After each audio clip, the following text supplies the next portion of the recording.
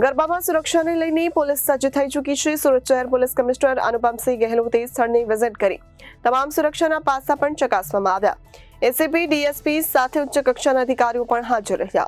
સુરતમાં ગરબા સુરક્ષાને લઈને પોલીસ થઈ ચૂકી છે સજ્જ। સુરત પોલીસ કમિશનર અનુપમસિંહ ગહેલોતે કરી સ્થળની વિઝિટ, તમામ સુરક્ષાના પાસા પણ ચકાસવામાં આવ્યા છે। એસીપી ડીસીપી સાથે ઉચ્ચ કક્ષાના અધિકારીઓ પણ હાજર રહેશે।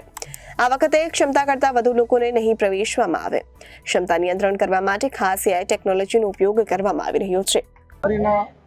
શુભ પર્વ ચાલુ થવા જઈ રહ્યા છે ત્યારે આપણા સુરત શહેરમાં અલગ અલગ વિસ્તારોમાં જો કુલ 3000 થી વધુ આપણા ગરબાઓના આયોજન કરવામાં આવેલા છે, જેમાં શેરીઓમાં છે, સોસાયટીમાં છે, ખુલ્લા મેદાનમાં છે, સ્કૂલોમાં છે અને સાથોસાથ કુલ 15 જેટલા આપણા કોમર્શિયલ ગરબાઓ છે જો મોટા ડોમ્સ વગેરે બનાવીને જો એમાં કરવામાં આવી રહ્યા છે। બાકી 27 જેટલા એવા મોટા ગરબાઓ છે જો કે નોન કોમર્શિયલ છે। તો આજે એના ભાગરૂપે જો કે ડોમમાં અહીંયા આપણા સુરતમાં કલ્ચર છે ગરબાના જો એના માટે તમામ જગ્યા જો જેટલા બી ડોમ્સ રેડી થઈ ગયા છે એના અમારી ટીમ દ્વારા વિઝિટ કરવામાં આવી રહ્યા છે। એને જ ભાગરૂપે આજે અહીંયા પાલ વિસ્તારમાં યશવી નવરાત્રિ જો 2024 જો ડોમનો પૂરી રચના કરવામાં આવી છે એના બધા અધિકારીઓ વિઝિટ કરવામાં આવે છે કે જેથી અહીંયા શું અમે સુધારા વધારાના માર્ગદર્શન આપી શકીએ, જેથી પોતપોતાના વિસ્તારમાં બધા લોકો એના સુધારા કરાવી શકે, જેના પબ્લિક સેફટી સાથે આપણા ખૂબ સરસ જો ખેલૈયાઓ એન્જોય કરે એવા આશયથી અમે લોકો બધા વિઝિટમાં આવ્યા છીએ।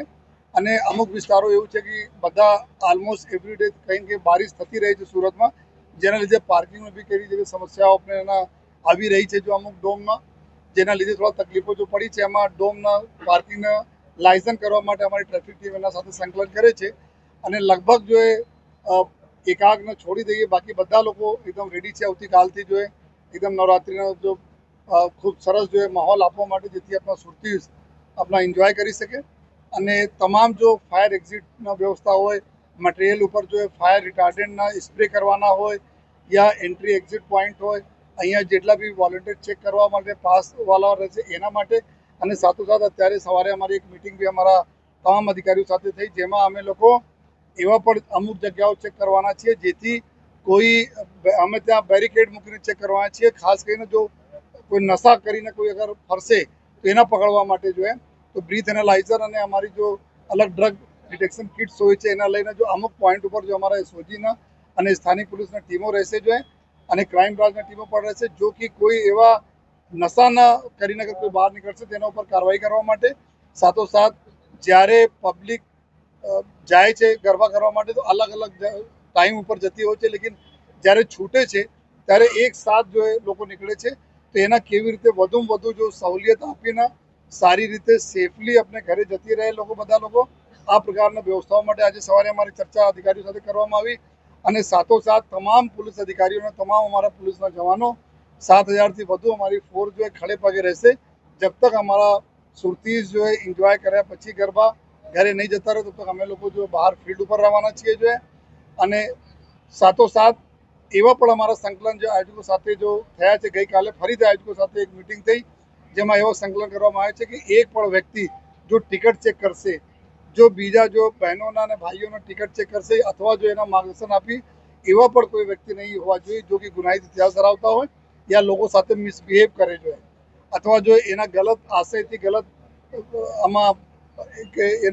એના લઈને જો કોઈ લોકોનો જો આવે છે ખેલૈયાઓ એને કોઈ હેરાન નહીં કરે એવા બી અમે આયોજકો સાથે સંકલન કર્યા છીએ જો અને